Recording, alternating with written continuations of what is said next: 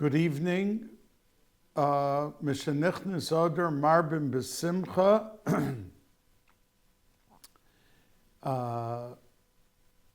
The uniqueness of Simcha, as the Arizal says, that even though we have a rule, Schar Mitzvah B'Hayal Maleka, that you cannot pay someone for a mitzvah done because the schar, the reward, is so massive that if you gave him everything and anything in this world, it still could not match the amount of reward. But the Arizal says, but for simcha shel mitzvah, that means as we learn or as we do a chesed, we are permeated and exuding a inner happiness which flows outwardly to the atmosphere, to the person. And on that simcha, says the Arizal, one could get schar in this world. Now,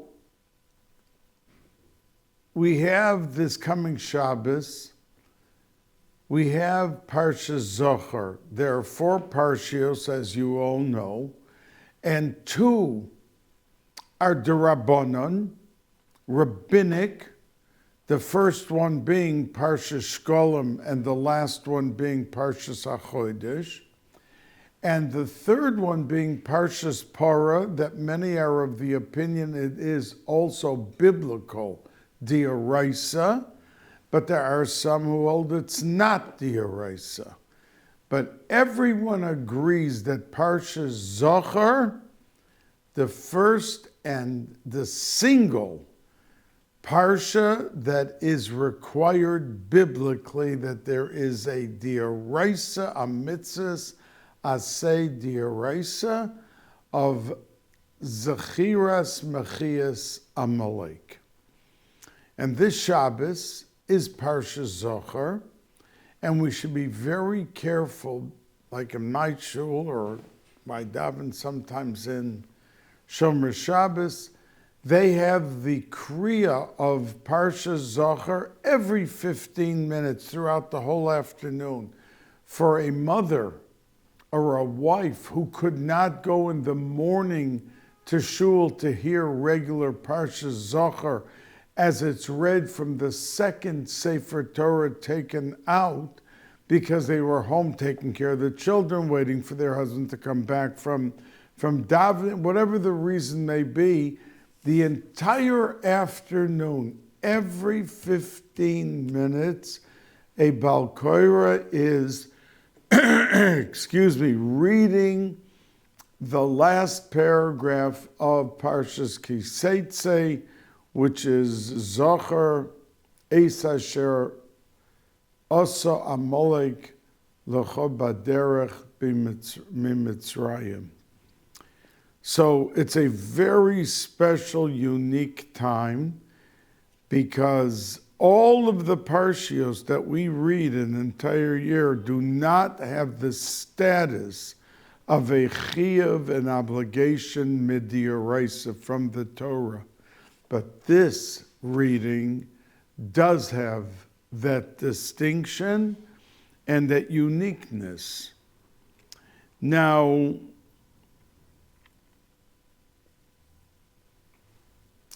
I'm going to say an item about Purim, but next week I will be speaking to you, Be'ezras Hashem, before Purim, and I will then speak specifically the first segment about Purim and only Purim and Tanis Esther, and then we will speak about Parshas Kisisa, which is the day after Purim this year, Purim being on Friday, and the next day Parshas Kisisa and Parshas Parah, which will be following Purim itself. So we know that the Medrash says that when Mashiach will come, that all the Yomim Tovim will change their format, the essence, it will not disappear completely because you can't. The Torah's nitzchias is eternity.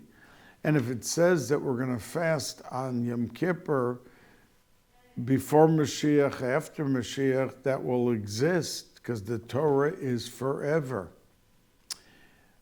So when it says that everything will change, the format will change, how we observe them, and there will be different guidelines.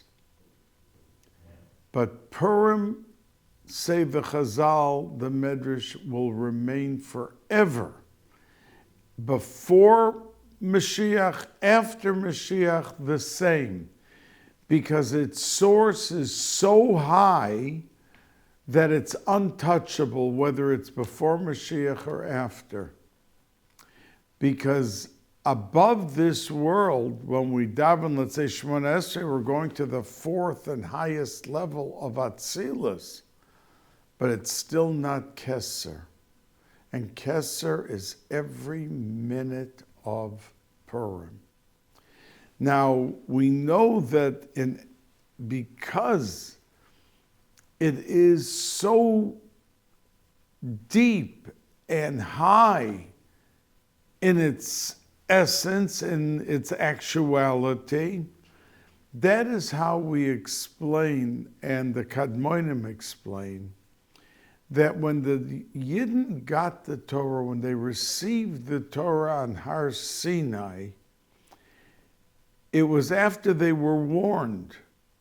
HaKadosh Baruch Hu said, accept the Torah and its mitzvahs, and if not, Sham tehei kivuraschem. I'm picking up this mountain and dropping it on Klal Yisrael, and this will be your burial place. I'll bury every one of you if you don't accept the Torah. So they accepted it, but it was only out of the fear. And they never accepted it until Purim, 900 years later, out of love. Now, if you think of those 900 years and what transpired by the Yidden, they had the Zekanim, they first had Yehoshua, then they had the Zekanim, and then they had the period called Shoftim, which lasted for 349 years. And then at the end, which was the last Shofet, who was the Navi Shmuel, after his Petira, we went into the Tekufa of Melachim, the kings, David HaMelech and Shaul HaMelech and Shlomo, and the first Bais HaMikdash, and it could not produce and come to flourish the essence of ahava, of pure love from Klal Yisrael, and accept it, except when Purim came. That they were existing in such a posture so high that they were enveloped in the essence of love, and they were able then and there, on that day of Purim, to accept out of pure love with no motive other than their connection and the dynamics of HaKadosh Baruch Hu together with His people. So we see that, and it's on the pasuk, says the Kimu v'kiblu mashe kiblu kvar, that they accepted on Purim that which they already had accepted, meaning out of fear, out of pure concern and worry, now to the level of pure, unadulterated love by Klal Yisrael. And the reason that Purim is called Purim is because it's not a Hebrew name. Purim is a Goyish name, meaning the lotto, that they drew the lots when it would be the Chas v'Sholom, the culmination, the end of the existence, because that was, Haman's intent was to wipe out every Jew. That was not Hanukkah. They didn't want to kill the Jews. They just wanted total assimilation. So why, when we, Klal Yisrael, such a holy high day, refer to it as Purim? That's a non-Jewish name. And if it's so high and glorified with its full inner glow and its luster, why do we call it Purim? So I want to say to you that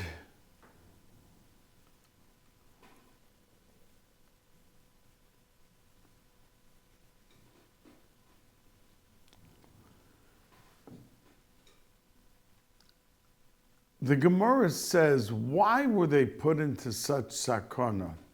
It was an impending disaster. They were going to wipe out every Jew. That was the decree. But the truth is that Mordechai, for instance, and Esther, they knew, because they had nevuah, never ever was one Jew going to be killed. So why were they lamenting and fasting and crying, and Mordechai was sitting with his sackcloth? Because it was to wake up the Yidden, to fix up the past. And what had to be repaired and fixed up? And the Gemara says that they enjoyed the Suda of Achashverosh. Achashverosh had called together the kings, the princes of the world to come together to partake in his feast. And they invited the Jews. And the Yidden, as the Chazal say, the food was glatt kosher. There was Cholav Yisrael. So what was the problem? The problem was that they were so ecstatic that they had reached the pinnacle of society, that the Jews were invited. They were able to rub shoulders with all the kings and all the dignitaries of the world. So this new status of being invited, they were so infatuated with the fact that they could wear tuxedos, so to speak, and rub shoulders with everyone of the upper crust of society, that it was like a rebuke to all of their culture, with the glatt kosher and with the Cholav Yisrael. They even brought out the kalim of the Bais Hamikdash, that they should eat from it, and they should have burst out in tears, seeing the vessels and everything of the Bais Hamikdash. And here it was at a Goyish party and being used by everyone. They should have reacted with disaster. But they didn't, because they were now riding high in society. And to wipe out that indelible mark, which was a mark of disaster for Klal Yisrael, they had to be brought down on their knees, that they, their wives, their children, their parents, everyone was going to be hung and killed on what we call Purim. So to show our rebuke and our denial of the foreign culture that they were reveling in with such thirst and pride. We call it Purim to remind us of the foreign, alien culture that got them into the trouble, and that we eradicated by the true fasting. Esther came and said, I don't know what's going to be, but you have to fast for me 3 days, morning, afternoon, and night, 24 hours a day, and all of Klal Yisrael fasted. They didn't drink, they didn't eat. And it even came out on Pesach. So they didn't have a Seder on Pesach because they had to fast. And they took away the mitzvahs, aseh d'oraisa of matzah and everything else, because there was a pending disaster to wipe out each and every Yid. And we celebrate it by referring to that foreign culture, by calling it Purim. Now next week, Be'ezus Hashem, I will speak more about Purim and Parshas Parah, but let me continue into our Sedra, Parshas Tetzaveh. You see, the last 5 Parshios, the last 5 Sedras of the book of Sefer Shmos talks about Truma last week, the building, the items of the Mishkan, and what had to be there. And it took the Parsha of Truma, what it listed, and then it delved into this week's Parsha of Tetzaveh, which is a description of all the royal garments that the Kohanim and the Kohen Gadol wore in the Bais HaMikdash during their time of service, and what they wore and how they lived in the Bais HaMikdash and what they did. And then the last 2 Sedras of Shmos is a review and talks again about the Mishkan and all the items, and then about Tetzaveh, our Parsha this week, and the actual clothes that were worn. But Moshe Rabbeinu's name in this Parsha is not mentioned. And if you go from the beginning of Shemos to the last Sedra, Zos HaBracha, in Devarim, there is no Sedra that goes without having some mention of Moshe Rabbeinu. And the only parsha in all 4 books, in Shemos, Vayikra, Bamidbar, and Devarim, is this week's parsha, Tetzaveh. Why isn't his name mentioned? Because in his everlasting voyage in the defense of Klal Yisrael for all the wrongdoing in the Midbar, and Hashem wanting to wipe them out, and said to Moshe Rabbeinu, I'll start over with you, and we'll wipe out all of the Jews now. Moshe Rabbeinu became the goodwill ambassador to beg and plead on behalf of Klal Yisrael. And the biggest mountain that he had to climb was the Egel, the golden calf. That was the biggest kitrug. That was the biggest that was the biggest moment of being a plaintiff against Klal Yisrael, because look what they did. The Egel, 40 days after getting the Torah, to put up something, and even if it wasn't pure Avodah Zarah, but we're paying for it till today, because had they not made the Egel, Mashiach would have come. There'd be no Golus. 3,300 years of Golus and suffering.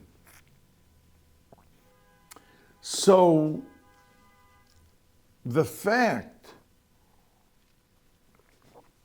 that Moshe Rabbeinu, the apex, the turret, the pinnacle of his pleading, he made a statement. And it's next week in Parshas, after Parshas Tetzaveh, a week after Kisisa. And he said to HaKadosh Baruch Hu, forgive them, ve'im ayin, and if you don't forgive them, mecheni no misifrecha asher kasavta. Take my name out of the Torah, erase me. And HaKadosh Baruch Hu answered him and said, the ones who are guilty, I will erase. Now, the Medrash and everyone brings that there was a little criticism of how he spoke to HaKadosh Baruch Hu. To make a statement, if you don't do it, take my name out of your book. And they took his name out of the book in this parsha because of that statement. Because Moshe Rabbeinu went too far in pleading on behalf of Klal Yisrael. He thought he was right. He was ready to give up everything himself, that the Yidden should be forgiven. So Moshe Rabbeinu's name, because of how he spoke, was taken out. Now, we know that Moshe Rabbeinu was the Gemara says it, the cementing factor for Klal Yisrael to remember the Torah. And that's why he gave them the Torah, taught the Torah to them, and reviewed it and reviewed it and reviewed it, that they should know the Torah and remember. And the Gemara even says that the day that Moshe Rabbeinu was nifter, Klal Yisrael forgot 3,000 halachas. And through their pilpul and through their discussion and their shakla v'tarya, they brought back how to paskin in these 3,000. But it was like taking the cement out between the bricks. Everything collapsed. They forgot 3,000 halachas. So we know that Moshe Rabbeinu was the backbone of remembering the Torah. But in heaven, one of the angels, the Malach Michael, is the one in heaven who is appointed to make sure that Klal Yisrael will not forget the Torah. And that's why if Moshe Rabbeinu's name was not mentioned in this Sedra, and there was no segula, so to speak, an antidote, that Klal Yisrael should remember the Torah, because his name is not mentioned here in this Sedra, so HaKadosh Baruch Hu put the Malach Michael, because every Sedra has a certain amount of psukim. And there's a siman at the end of the Sedra. They tell you the number, then they give you a word which is the gematria, the numerical value of that word. So who, if Moshe Rabbeinu was not here present to hold together the remembering in the most solid way, then HaKadosh Baruch Hu put the Malach Michael, and that's why there's exactly 101 psukim in this parsha. And what's the siman? What's the gematria? The name Michael, which adds up to 101. Because Hashem took the Malach and brought him down to our parsha, because Moshe Rabbeinu is not mentioned. So there's no segula to remember. So Hashem brought the Malach himself back down to be here for the structure of the remembrance for Klal Yisrael.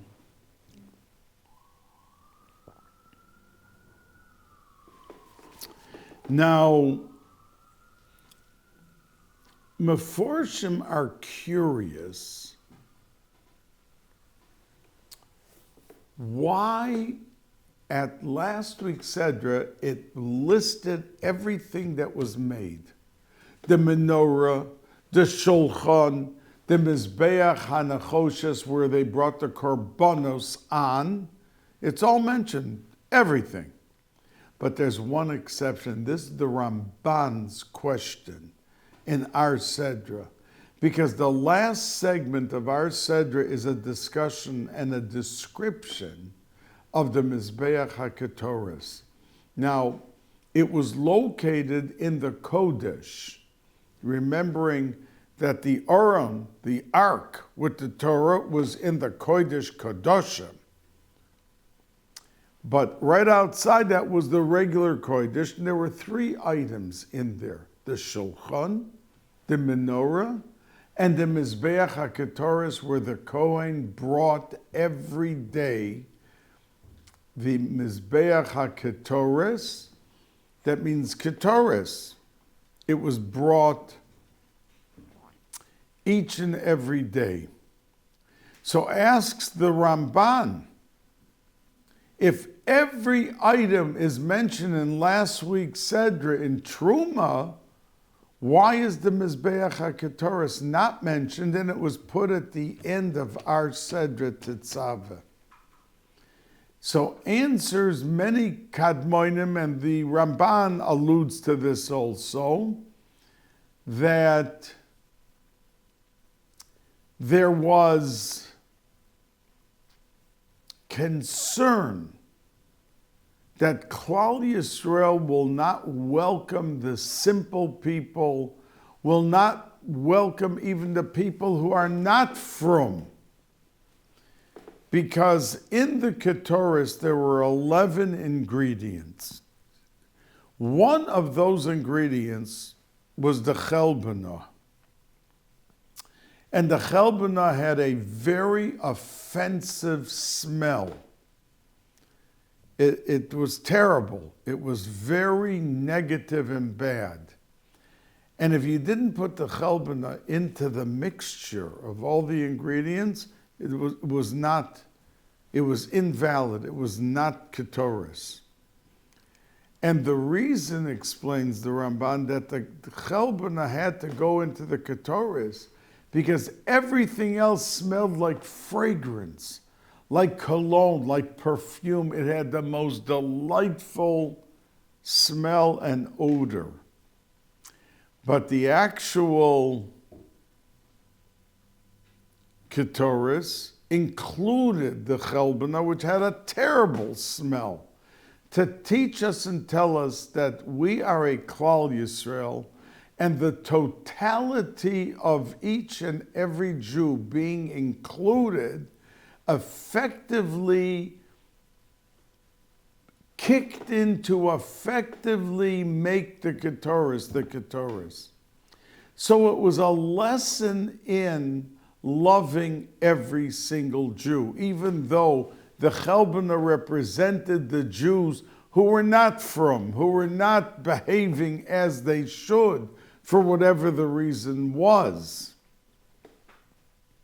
And that's the reason it's at the end of our Sedra, say the Kadmonim, because we wanted, before we told you about the Mizbeach HaKetoris, and it was called the Mizbeach HaPnimi, it was called the Mizbeach HaKetoris, and it had a few names, but the idea was that after you learn about all the big day kahuna, all the garments and the clothes, and about the Kohen Gadol and about Aaron HaKohen, then we can introduce to you the Mizbeach HaKetoris, because you will never appreciate the chelbana being part of it unless you first learn about Aaron HaKohen, who was the biggest Roidev Shalom and Oyev Shalom.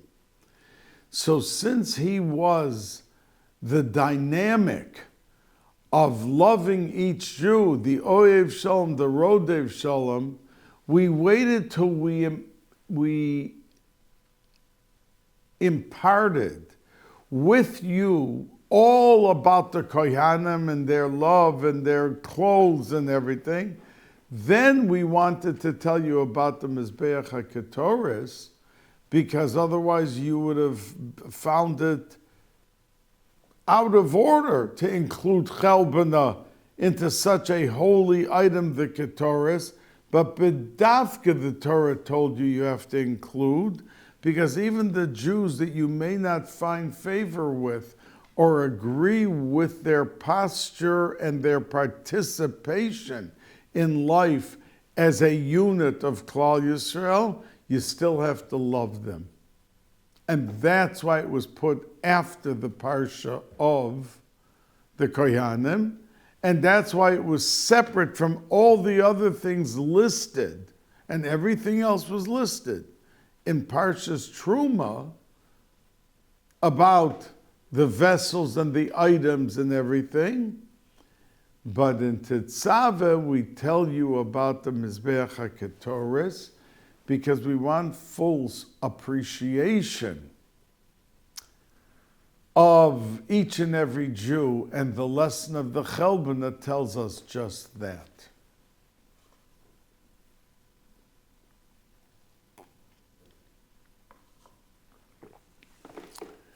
Now, we know that the begodim of the Kohanim that we read about throughout Parshas Tetzaveh was shatnez. The Arizal says that if someone wears shatnez, his tefillas are locked out of heaven for 40 days. Now, according to halacha, shatnez is simply, we don't understand it, it is a chok. And there are a few things that go into that category. The Poraduma was a chok. How could you be metayr and metama from the same product? The result of burning the cow and taking its ashes and making a person impure to make him pure, and vice versa. But shatnez is a chok, just like basar b'cholav and just like poraduma, that we don't have a reason for it. But the Arizal says, Al pi Kabbalah, according to Kabbalah, what is the reason? And he gives a reason for shatnez. Now we know if we go back to the first murder of the world, when Cain killed Hevel, it was really a fight over shatnez, says the Arizal. Because Cain brought a korban, which was basically linen. It was from the produce and the vegetables and the items that grow in the ground. And it was his korban. And that was the linen. And Hevel brought a beautiful cow with all of its, an animal with all of the wool on top of it. So that was the wool and the linen. And it brought calamity to the world. And that's why the Arizal says for 40 days the tefillas cannot come in. It doesn't say that by any, if someone's a Machal Shabbos, it doesn't say that his davening is locked out of heaven, like it says here by Shatnez, by Cain and Hevel. But what did Cain think? That he was going to take junk and give it to HaKadosh Baruch Hu as a korban, and that he would be perfectly happy? So the Arizal explains that there are two things. There's form and there is substance. Cain held that you don't have to worry about form. It's only the bottom line, the substance. There's a korban. HaKadosh Baruch Hu doesn't care if it's shabby or it's not so nice. It doesn't make a difference as long as you bring the korban. Hevel held, Zekeli v'yanveu. You have to have form and substance. One does not make HaKadosh Baruch Hu happy alone and standing in its own area completely. So Cain took shabbiness, but he felt it's a korban, and it's from the earth. Hashem should be very happy.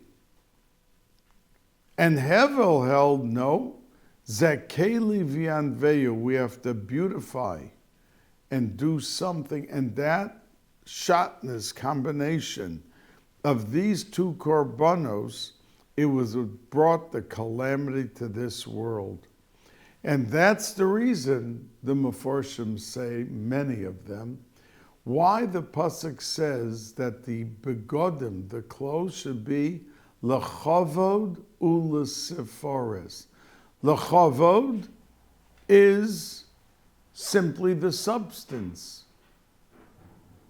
That there, someone there, that there's the nachas ruach, HaKadosh Baruch Hu by just substance, or lesifores, does everything that has to be made and given to HaKadosh Baruch Hu, not just the base mitzvah. That means if a person has a lulav, an esrog, that costs $50, and it may be kosher, that we can make a bracha on it, and we're mekayim the mitzvah. But there's a separate requirement of zekeli v'yanveu. If there's another esrog and lulav, that's $100, and it's much more beautiful and fresh. That's the one we should push ourselves to buy, because that is providing the kavod and tiferes. It's providing the form and the substance. And that's the reason why by the kohanim that they wore the shotness as a tikkun for that original shotness that brought murder and killing into this world. And that's why it's the only mitzvah that says lechavod u'lesifores, because it introduced the murder factor into this world. And why? Because Cain made the mistake of thinking that form makes no difference whatsoever. Now, the Gemara in Shabbos tells a story that there was a goy who passed, he was in Yerushalayim, and he passed the place that they were making the begodim, the garments for the Kohen Gadol, the high priest, and the other begodim. And when he saw it, he said, what fabulous, unbelievable clothing is this? And he was so infatuated by what he saw that the Gemara says he went into Shammai, and Shammai, who was Midas Hadin, severity, he kicked the man out when he came in and said, I want to become a Yid, and I want to be able to wear the begodim of the Kohen Gadol. So he had no patience, and he kicked him out. And he went then to Hillel, and Hillel said that you can't just jump into the ocean, you have to learn how to swim first. You have to spend a long time learning what it means to be a Yid and all the halachas. And this goy did that. He spent, the Gemara says, it's a Gemara in Shabbos, he spent years learning Torah and becoming familiar with every sugya. But he came in the Torah learning to the pasuk that says, "V'hazor hakorev yumas," that there is heavenly death. In other words, there was death that could happen here in this world, that the Bezdin imposes a death penalty, or it could be a spiritual death penalty. And that's what the Torah is saying, that if somebody who's a regular Yisrael goes in and does the avodah or acts like a kohen, he gets spiritual annihilation. He gets a death penalty decree in heaven, whatever the ramifications are to that death penalty. So he came back and he asked Hillel, you sent me to learn and learn and learn, and I'm learning. But I came to the pasuk, V'hazor hakorev yumas, that they can't do the avodah, so I'm not allowed to do the avodah if I became a yid even. And if I became the yid, why? It almost seemed like Hillel sent him on a wild goose chase, that he couldn't become, he told him to go learn, and then when he came after the years to the pasuk, V'hazor hakorev yumas, that he realized that he's not qualified to wear the Kohen Gadol's begodim that he was so dazzled by when he first saw it. So the Meforshim say that Hillel was not chas v'sholem misleading this man. So why didn't he tell him right then and there? In the beginning, you're not a kohen. You have to be a kohen to be qualified to do kahuna, and to become kohen gadol, you certainly have to be. He should have said that. But the Meforshim explained that this guy became so infatuated with what he saw that he would have become the biggest anti-Semite or destructive for the Yidden, that the shock would have been too much for him. So Hillel exhibited the restraint not to fool him or mislead him, but to wait for a time that it was a softer and an easier, more propitious time to let him know the truth about it, to cushion the blow. And that's what he did. And at the end, the person didn't leave as a very angry person, but he accepted it. And the lesson to us is that when we teach children, and it could be children in the classroom, or it could be children, our own children, that when you have to tell them something that you think they're going to become very upset or disappointed with, you have to stop for a moment and think about how you're going to share the information, the denial, whatever you're crossing, whatever bridge you're crossing, to communicate that sometimes a child is not ready to accept something you're saying. And that's why it even says that when a child gets older, he may do something that he deserves a slap in the face, but you're not allowed to do it. Because at that age, he could end up hitting the father back and be over an Isser D'Oraisa of making a black and blue spot because he reacted violently because of what you did to him.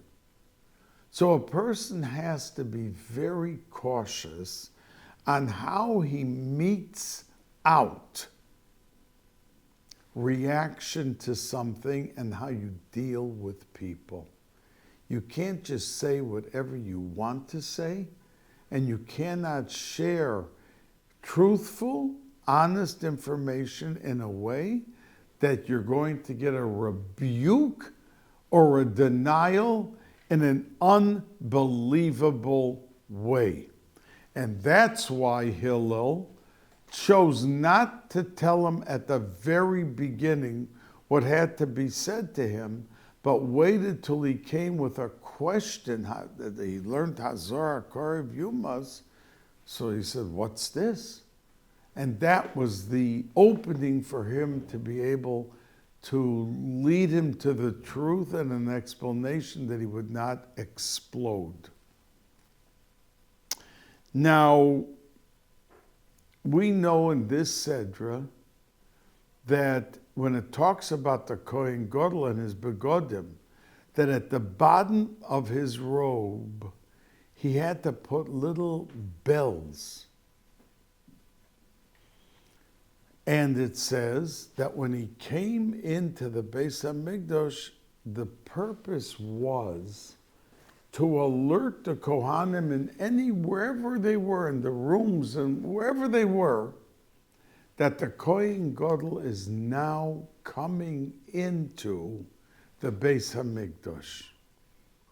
Why? Why did they have to do it? I mean, he was the Kohen Gadol. So the Gemara explains that Rabbi Yochanan, when he used to come home, he knocked at the door. Now, he didn't wait for permission to come in. It was his house. But he wanted to be sensitive to people in the house, his wife, his children, whoever is in the house, that you just don't barge in and shock someone or surprise somebody. You have to become totally sensitive to the people inside the house, and by knocking at the door, just tapping on and then walking in, because he didn't need permission to come into his own house.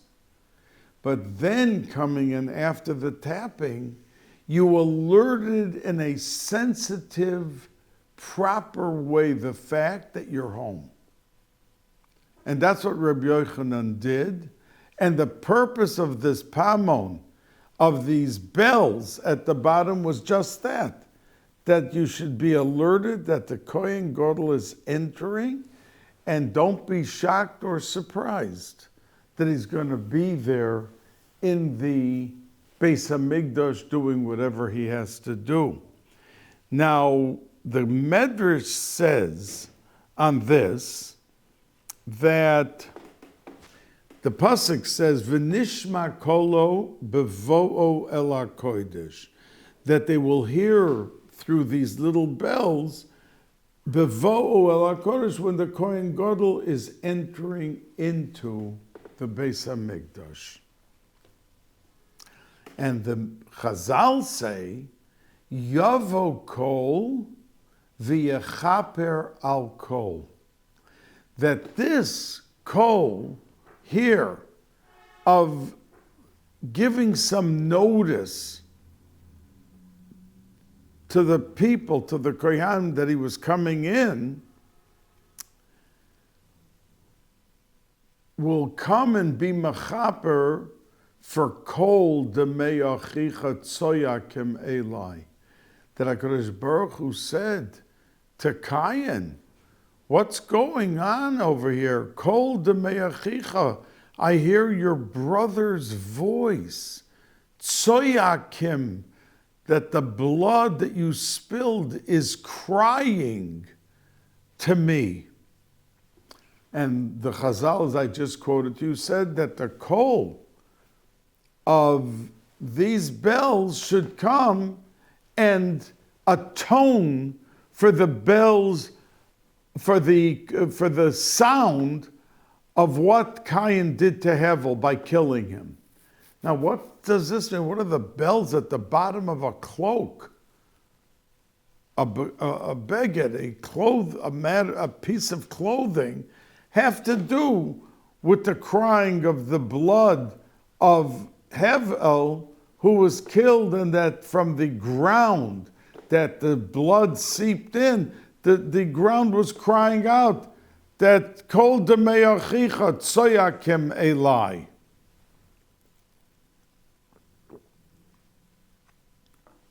So the answer offered is what we just said about Rabbi Yochanan.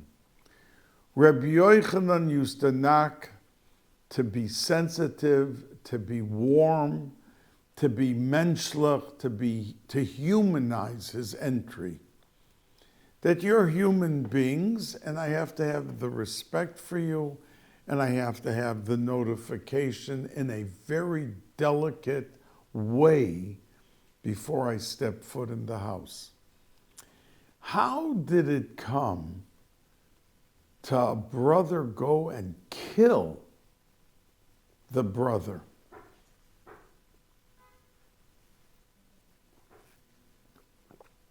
So the Meforshim say it doesn't start with the ability to kill. It starts off with a little insensitive behavior towards the other person.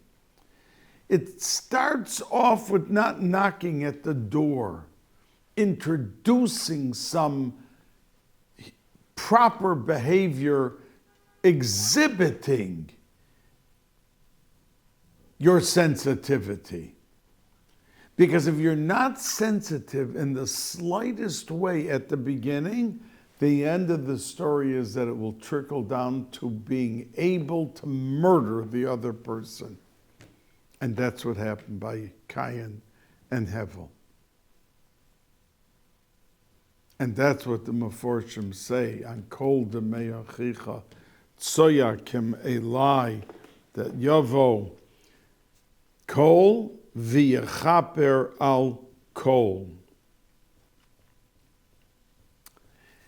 Now,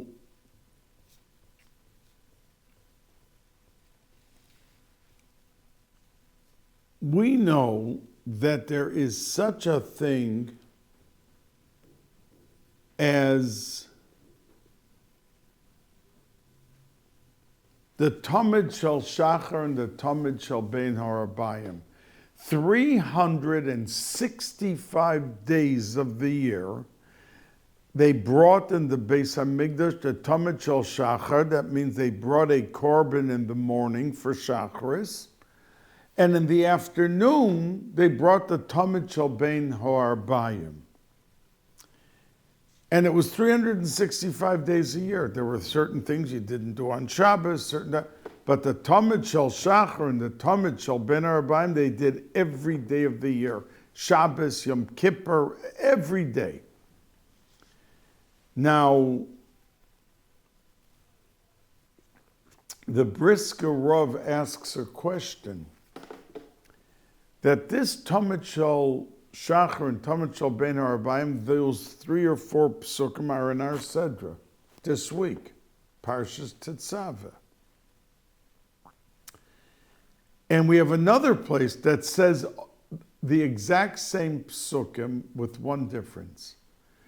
That in Parshas Pinchas, it says Es HaKeves HaEchad, and over here it says Es HaKeves Echad. The psukim are exactly the same, except that in one place there is a hey before the word echad, ha-echad, and in the other place there's no hey, just echad. So the Brisker Rav asked, what's the difference lahalacha? According to halacha, if you have the hey or you don't, why is that one distinction inserted into the pasuk min hashamayim by HaKadosh Baruch Hu? Says the Brisker Rav, because it wants to teach you a halacha, that if there was a day that you didn't have the proper animal to bring the Tamid Shel Shachar, for Shacharis you couldn't, then the halacha was that even though it's pretty much a pair, one in the morning, one in the afternoon, but if you didn't have in the morning, you could still go and you could bring the afternoon, because it's not like dependent on the other one, it's just a similarity. But la halacha, if you didn't have and they were not makriv, the korban shel shachar, the tamid shel shachar, you could still bring the one for the afternoon. However, says the Brisker Rov, there was one exception, and that exception was the first day of the Mishkan, that if you didn't bring the one in the morning on the very first day, you could not bring the one in the afternoon. But only the first day of beginning the process and the production of a Tamid Shel Shachar and a Tamid Shel Ben Harabayim. If you didn't have the morning one, you couldn't bring the afternoon. But every day afterwards, whether you had the one in the morning or you didn't, you could still bring the one in the afternoon. So the Brisker Rov brought out that why the difference? Because beginnings have to be perfect. When we start, and I say it to you all the time, a mission of doing good, we can't do it b'di'evid. We can't do it haphazard. We can't do it half-heartedly. We have to begin and set the foundation and the actual item into motion with full force, full kavanah, full force love, full force fear, ava and yira, into the process. And if it's not perfected, then it will tumble at some point. So the idea that we have to take on with sincerity, yes, we can many times get up very tired in the morning, and we barely could move. We're thinking maybe I should take the hour off and sleep extra and do extra. But adrabah, we should force ourselves to propel ourselves into action and into the wholesomeness of the mission that we are undertaking, to do it in the proper 100% way. Because if we don't start off on the right foot, the Kadmonim and the Brisker Rov in this case says that it's going to be, it's like two trains that begin, and they're parallel to each other, and they leave the train station together. But if at some point in the actual railing that is fortifying and making the train move, if a millionth of a fraction it doesn't stay parallel, and you can't even see the difference. It's like unnoticeable, but there is a drop of a detour, 1/1,000,000th. Then after 3,000 miles of these trains traveling supposedly parallel and together, one will end up in Seattle and one will end up in California. Because after travel, that slight difference is going to carry the day and depart the two trains. So this beginning process has to be wholehearted, wholesome, and 100%. Don't forget Parsha Zohar, the Dioraisa of this Shabbos, and we should be able to see by the Geula Shlema that Kiyam HaMitzvah, all the evil, all the monsters, all of the terrorists are wiped off the face of the earth.